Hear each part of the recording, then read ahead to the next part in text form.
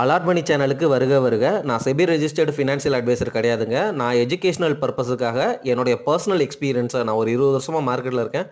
அதை தான் உங்கள்ட்ட ஷேர் பண்ணுறேன். நீங்கள் எந்த முடிவு எடுக்கிறதா இருந்தாலும் உங்கள் நிதி ஆலோசகரை அணுகி அதுக்கப்புறம் பணத்தை போடுறத பற்றி முடிவு பண்ணுங்கள். நன்றி.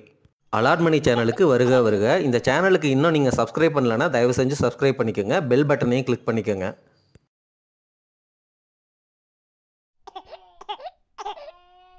கச்சா எண்ணெய், அதாவது க்ரூட் ஆயில் நம்ம நாட்டுக்கு ரொம்ப ரொம்ப அவசியமான ஒன்று. அந்த க்ரூட் ஆயில் அப்படிங்கிறதோடைய விலை கடந்த சில வருஷங்களாக ஓரளவு நல்ல ஸ்டேபிளாகவே இருக்குது. விலை கம்மியாக தான் இருக்குது. ஆனால் அது கடந்த 2 மாதத்துல சின்னதாக ஒரு ஏற்றத்தை கொடுத்து ட்ரேட் ஆகிட்டுருக்கு. ஒருவேளை க்ரூட் ஆயிலோடைய விலை ஏறுச்சு அப்படின்னா நம்மளுடைய இந்தியாவோடைய ஜிடிபி க்ரோத்து குறைஞ்சிருச்சு இந்த வருஷம். அது இன்னும் நம்மளை இம்பேக்ட் பண்ணும். அடுத்த வருஷத்தில் அதை ரெக்கவர் பண்ணாமல் விடுறதுக்கும் சான்ஸ் இருக்குது. அதாவது இந்தியனுடைய எக்கானமி ரெக்கவரி ஆகிறதுல இந்த க்ரூட் ஆயிலுடைய விலை அதிகரிச்சிச்சுன்னா அது நம்மளை இம்பேக்ட் பண்ணும் அப்படிங்கிறது ஒரு மறுக்க முடியாத உண்மை. ரிலையன்ஸ் இண்டஸ்ட்ரீஸ் மாதிரி கம்பெனிஸுக்கு இந்த க்ரூட் ஆயிலுடைய விலை அதிகரிச்சிச்சுன்னா அவங்களுடைய ப்ராஃபிட் மார்ஜின் அடிபடும். இப்போ கடந்த சில வருஷங்களாக ரிலையன்ஸ் இந்த க்ரூட் ஆயிலுடைய விலை கம்மியாக இருக்கிறதுனாலையும் ரஷ்யா கிட்ட இருந்து இந்த வார் சிச்சுவேஷனால் சீப்பாக க்ரூடை வாங்குறதுனாலையும் அவங்களுக்கு ஏகப்பட்ட ப்ராஃபிட் கிடச்சிச்சு.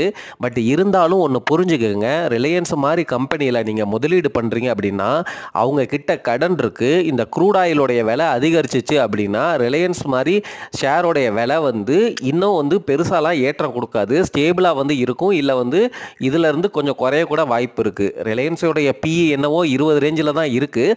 பட் இருந்தாலும் க்ரூட் ஆயிலுடைய விலை ஏறுமா அப்படின்னு கேட்டால் எனக்கு என்னமோ ஏறுறதுக்கு வாய்ப்பு இருக்கிற மாதிரி தான் தெரியுது. ஏன்னா சைனாவில் அவங்க ஸ்டிமுலஸை அனௌன்ஸ் பண்ண போகிறாங்க. அனௌன்ஸ் பண்ணாங்க இப்போ ரீசெண்டாக.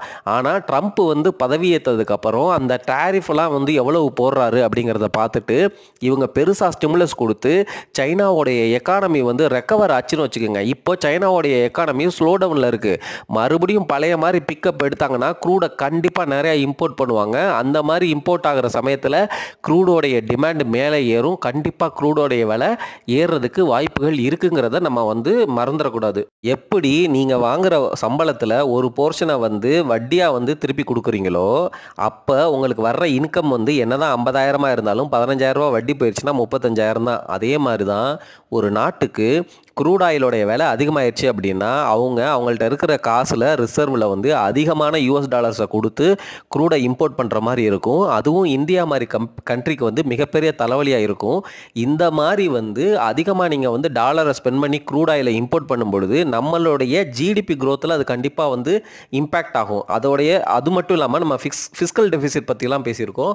அதுலேயுமே அது இம்பேக்ட் பண்ணும். இந்த ரிலையன்ஸ் மாதிரி கம்பெனிஸுக்கும் யாரெல்லாம் ஆயிலை டிபெண்ட் பண்ணி இருக்கிறாங்களோ, for example paint company, plastic company எல்லாமே அந்த க்ரூட் டிபெண்டன்ட் இண்டஸ்ட்ரீஸ் தான். இவங்களை எல்லாமே அது இம்பேக்ட் பண்ணும் அப்படிங்கிறத நம்ம தொடர்ந்து பேசிகிட்டு இருக்கோம்.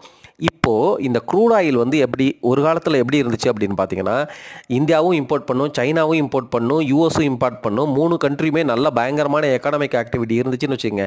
நம்ம எல்லா கண்ட்ரிக்குமே க்ரூட் ஆயிலோடைய டிமாண்ட் அதிகமாக தேவைப்படும். அதனால் அவங்க இம்போர்ட் பண்ணுவாங்க. அதனால் க்ரூட் ஆயிலோடைய விலை ரொம்ப அதிகமாகவே இருந்துச்சு. சப்போஸ் வேறு ஏதாவது கண்ட்ரியில் ஸ்லோ டவுன் வந்துச்சு, அந்த க்ரூட் ஆயிலை இம்போர்ட் பண்ணுறது குறைஞ்சிச்சு அப்படின்னு தெரிஞ்சிச்சுன்னா இந்த ஓபெக், அதாவது மிடில் ஈஸ்டில் இருக்கிறவங்க அவங்க என்ன பண்ணுவாங்கன்னா சேர்ந்து வச்சுட்டு அவங்க சப்ளை பண்ணுற அந்த க்ரூட் ஆயில் இருக்குது பார்த்தீங்களா, அதை கட் பண்ணுவாங்க. மீனிங் அந்த டிமாண்டை இன்க்ரீஸ் பண்ணுறதுக்காக உற்பத்தி பண்ணுற க்ரூட் ஆயில், அதாவது நிலத்துலேருந்து எடுக்கிற க்ரூட் ஆயில் இவ்வளோ தான் எடுக்கிறோம் அப்படிங்கிற மாதிரி கம்மி பண்ணுவாங்க. ஏன்னா அவங்களுமே ஒர்க்கர்ஸ் வச்சு அவங்களுமே ட்ரில் பண்ணி தானே அந்த க்ரூட் ஆயில் எடுக்கிறாங்க. அந்த எடுக்கிற அளவை குறைச்சிக்குவாங்க. அதனால் டிமாண்டு இருக்கிற டிமாண்டுக்கு கொடுக்க முடியாத மாதிரி சிச்சுவேஷனை கிரியேட் பண்ணி க்ரூட் ஆயில் விலை அதிகமாகும். இப்படி தான் போயிட்டு இருந்துச்சு. ஆனால் யூஎஸ் மாதிரி கண்ட்ரிஸ் இது ஒரு மிகப்பெரிய தலைவலியாக இருக்குது நம்ம நாட்டுக்குன்னு சொல்லிட்டு அவங்க நாடுகளில் உள்ள பாறைகளின் இடுக்கில் இருக்கிற ஷேல் க்ரூட் ஆயிலை கண்டுபிடிச்சு அதை ட்ரில் பண்ணி எடுத்து அவங்க நாட்டினுடைய தேவையை பூர்த்தி பண்ணிக்கிறாங்க. அந்த ஷேல் ஆயிலை உற்பத்தி பண்ணுறதுக்குமே அவங்களுக்கு $60 ஆகுது அப்படிங்கிற மாதிரி பேச்சு இருக்குது.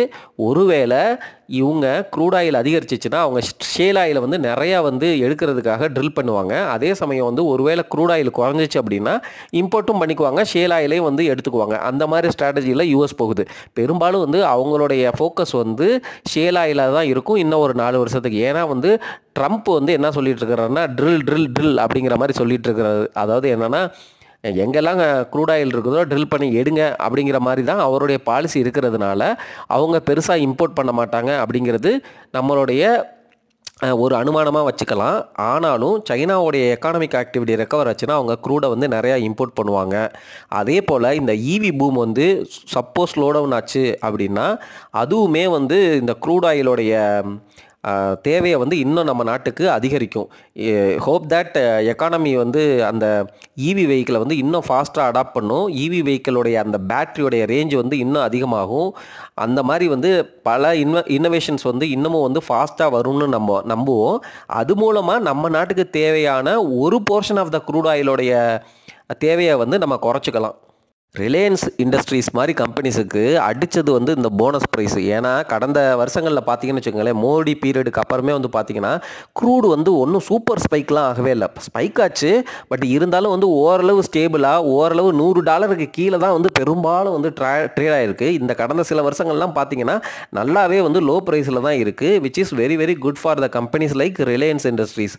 அது மட்டும் இல்லாமல் இந்த யுக்ரைன் ரஷ்யா வார்னால ரஷ்யா கிட்ட இருந்து வேற இவங்க சீப்பாக வந்து மார்க்கெட் ப்ரைஸை விட சீப்பான விலைக்கு வந்து இவங்க வந்து க்ரூட் ஆயிலை வந்து இம்போர்ட் பண்ணி இவங்க பிஸ்னஸை ரன் பண்ணுறாங்க. இதனால ரிலையன்ஸோடைய ப்ராஃபிட் மார்ஜின் வந்து பயங்கரமாக வந்து இம்ப்ரூவ் ஆச்சு. அதனால தான் ஸ்டாக் ப்ரைஸுமே வந்து கடன்னு பயங்கரமாக ஏறிச்சு. இப்போ வந்து பார்த்தீங்கன்னா ஒரு மாதிரி ஸ்டேபிளாக இருக்குது. ரீசன் வந்து என்னென்னா அவங்கள்ட்ட கடனும் இருக்குது. ரிலையன்ஸ் இண்டஸ்ட்ரீஸை பொறுத்த வரைக்கும் கடனும் இருக்குது. அதே சமயம் வந்து அவங்கக்குள்ளே வந்து ரிலையன்ஸ் ஜியோ இருக்குது, ப்ளஸ் ரிலையன்ஸ் ரீட்டெயிலும் இருக்குது. இந்த க்ரூட் ஆயில் பிஸ்னஸ் அப்படிங்கிறதுல பெருசாக க்ரோத் வந்து இருக்கிற மாதிரி தெரில, ஓரளவு ஸ்டாக்னண்ட்டாக இருக்கும். ஆனாலும் அவங்களுக்கு வந்து க்ரோத்தை காட்டுற தேவை இருக்குது. அதனால தான் வந்து ரிலையன்ஸ் இண்டஸ்ட்ரீஸ் வந்து இந்த ஜியோ மாதிரி ரீட்டெயில் மாதிரி பல அதர் பிஸ்னஸஸ்க்குள்ளே வந்து அக்வயர் பண்ணி அதுக்குள்ளே இறங்குறாங்க. ஸோ ரிலையன்ஸ் இண்டஸ்ட்ரீஸ் மாதிரி ஸ்டாக்கை நம்ம வாங்கணும்னா இந்த புரிதல் வந்து நமக்கு அவசியம். அவங்கக்கிட்ட கடனும் இருக்குது, அதே சமயம் வந்து அவங்க அக்ரெசிவாக வந்து மற்ற ஃபீல்டுக்குள்ளே உள்ள பிஸ்னஸையும் வாங்குறாங்க. க்ரூட் ஆயிலோடைய பிஸ்னஸ் வந்து ஓரளவு மெச்சூர்ட் ஆயிடுச்சு அப்படிங்கிறதையும் நம்ம வந்து புரிஞ்சுக்கணும். இது வந்து எப்படி வந்து எவால்வ் ஆகும் அப்படிங்கிறது அந்த கம்பெனியோடைய எஃபிஷியன்சி அவங்களுடைய பிஸ்னஸ் டெசிஷனை பொறுத்து தான் இருக்குது. ஸோ ரிலையன்ஸ் இண்டஸ்ட்ரி ஆல்ரெடி மிகப்பெரிய கம்பெனி, பட் இன்வெஸ்ட் பண்ணுறோம் அப்படின்னாலும் அதில் கொஞ்சம் ரிஸ்க் இருக்குது அப்படிங்கிறதையும் புரிஞ்சுக்கணும். என்ன தான் இந்தியாவோடைய நிஃப்டி 50ல் இருக்கிற டாப் மோஸ்ட் மார்க்கெட் கேப் கம்பெனியாக இருந்தாலும் அதுக்குள்ளேயும் வந்து சில ப்ராப்ளம்ஸ் இருக்குது அப்படிங்கிறத நம்ம வந்து உணரணும்.